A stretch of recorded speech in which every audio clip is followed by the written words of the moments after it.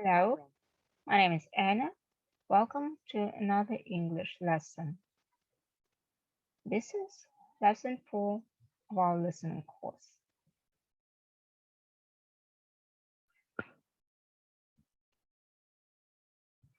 Let's start with the vocabulary.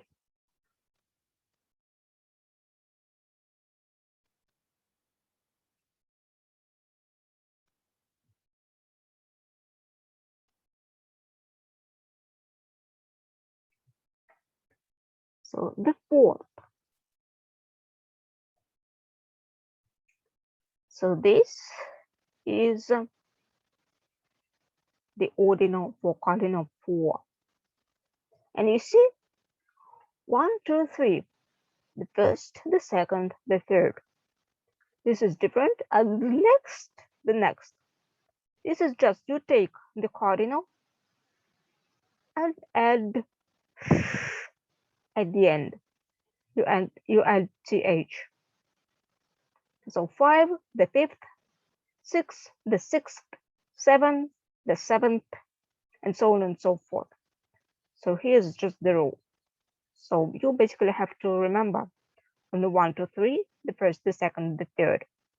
And next, the rule just goes with th. And don't forget about the definite article. Now, April. So this is the fourth month of the year. It comes after March. Now Thursday.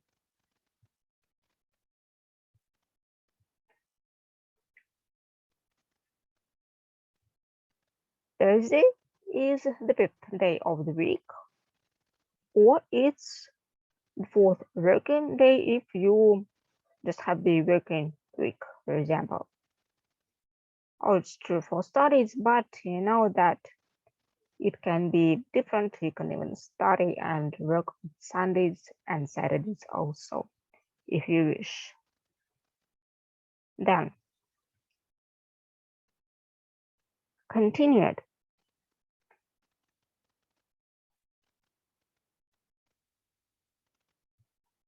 So, this is go on. Continue is go on. So this is just the emphasizing word. For example, Jim is happy. This is only the description of a state. Jim is so happy. So in this way, it sounds more emphatically. So it's basically like this for emphasizing. Now, to be thirsty. To be thirsty, this is to want to drink some water or some juice or something like this. So I have a very strong desire to drink something,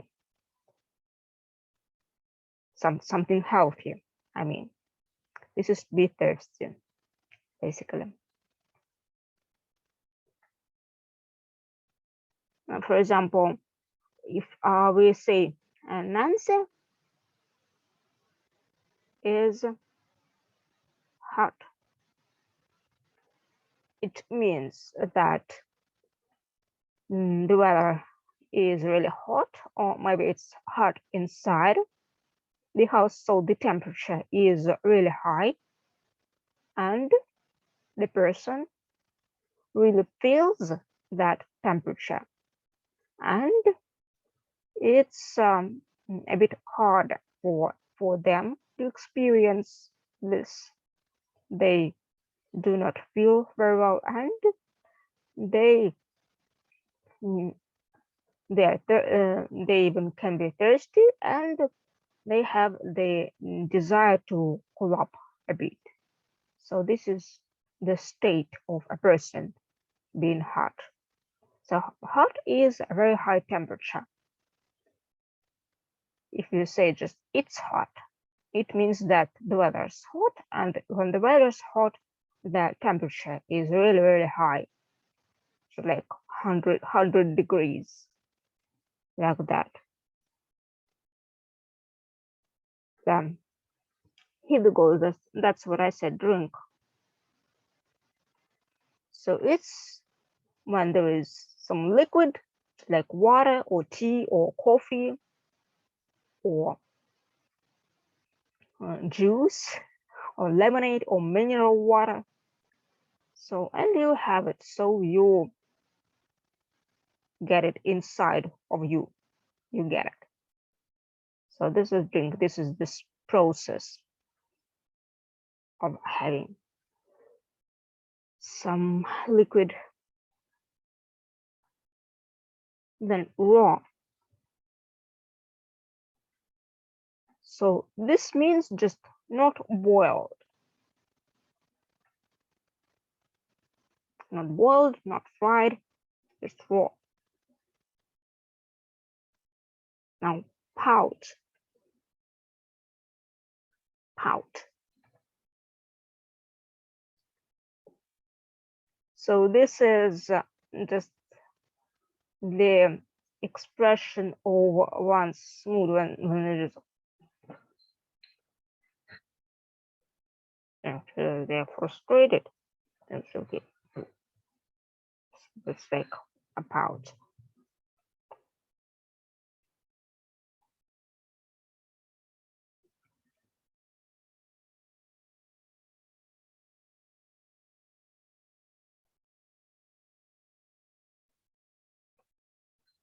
But then cry. So one variant is when there are tears in your eyes. So this is one emotion. But cry can also be just an action, just like to shout. So to make your voice sound really, really loud. That's also cry. And cry baby, it's not necessarily a baby. It's just a person who cries with tears all the time. Just whatever happens, they cry. That's a cry baby. It's not so fun to deal with them. And here's a phrase for crybabies.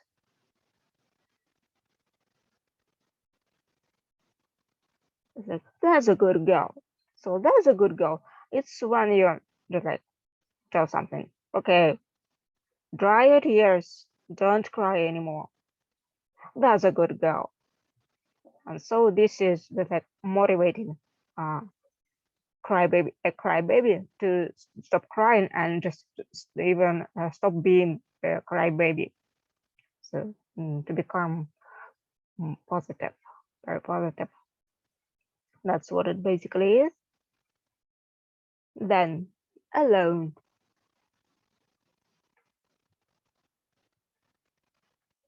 Alone is basically when there is a person and there is no another person. There are no people, there are no animals, there are no living beings around. The person is alone. So just in solitude.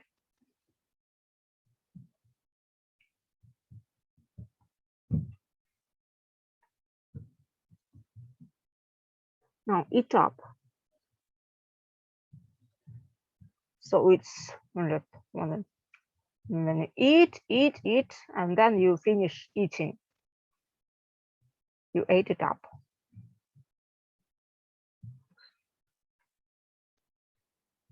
And begin. Begin means to start. And come along.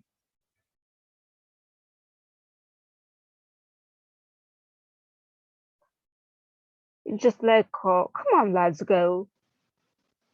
So it's just the invitation to hurry up and go, just like start going, whatever we are doing. So come along, come on, let's go. It's just like hurry up, and we we just need to get going, just like that. Then back. So back is that when you return. For example, you're at school, then you have a little break, and you, for example, you have a lunch break, and for this lunch break, you go somewhere away from school. But then lunch break ends, and you come back to school. So this is about returning somewhere. This is back. Now bite. So this is when you separate food with your teeth. So for example, there's some piece of meat, for example, and you bite it, and so there are two pieces of meat. One piece of meat still in front of you, and another piece of meat is inside your mouth. For example, like that. Or you can do it with a biscuit, or with something else that's certain in such a way. So you know, bite means to divide something from something using your teeth.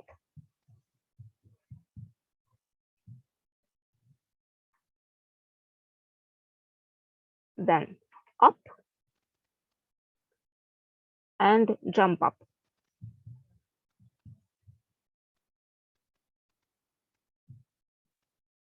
So up and jump up.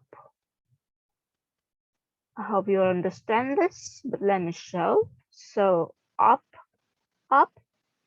and then jump up.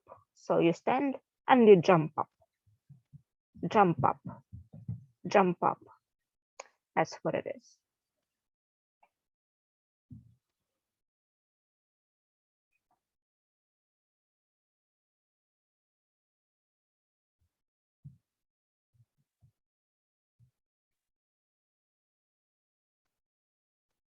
Then run away. So run away is when you're here and then you run and you are not here. So you ran away. That's what it means.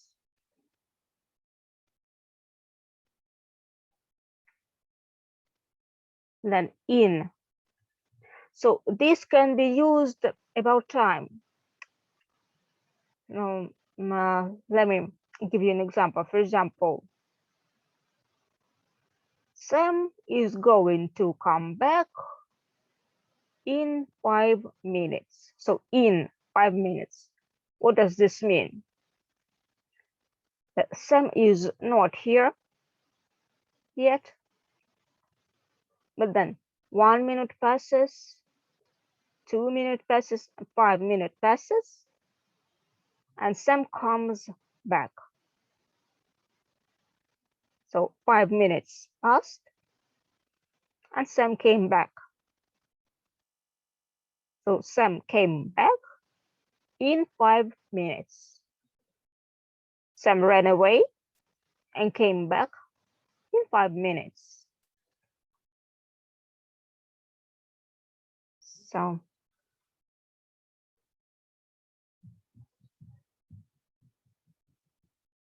and so these are our words for today. Let us start listening, and let's continue the story that we started last time. So the story about children going to the lake. And so the children go to the lake. The day is very hot and Lily is thirsty. Sam, is the lake far from here?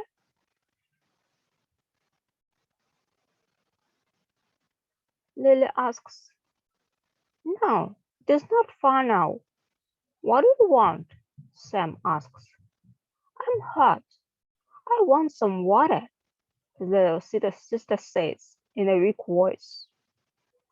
We have no water. I'll drink from the lake. It is not far now, her brother says.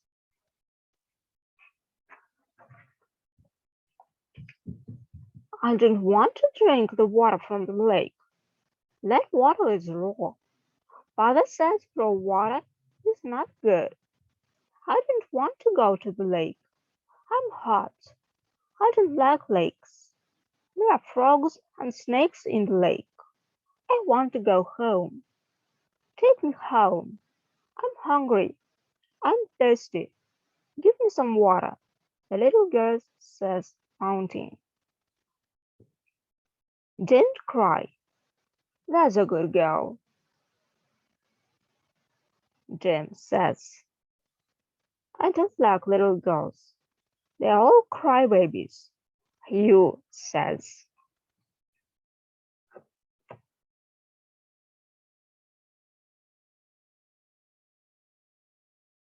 Hugh is very angry. Please, Lily, don't cry. The lake's not far, Jim says. But Lily doesn't want to go to the lake. Oh, you don't want to go with us?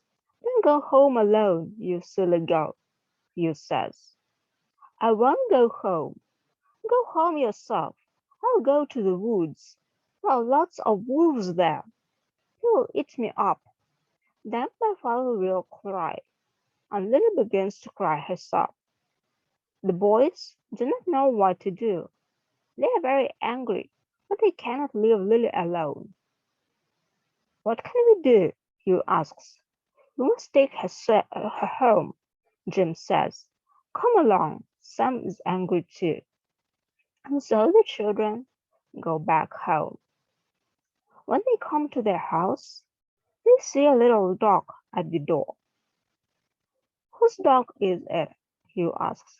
I don't know. It is not our dog, Sam says. Does this dog bite? Lily asks. Yes, it does. Dogs don't like crybabies. They always bite them, Sam says. It will not bite me, Lily says. I'm not a crybaby. Little dog, don't bite me. I'm a good girl. Bite these bad boys. Do you think the dog understands you? Hugh asks. Of course it does.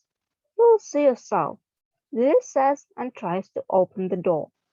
At that minute, the dog jumps up and tries to bite Lily's leg.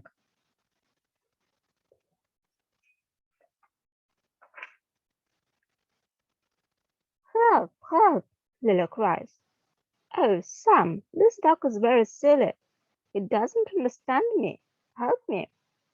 But her big brother Sam and her little friend Jim and Jim's new friend Go do not hear her. They try to run away from the dog.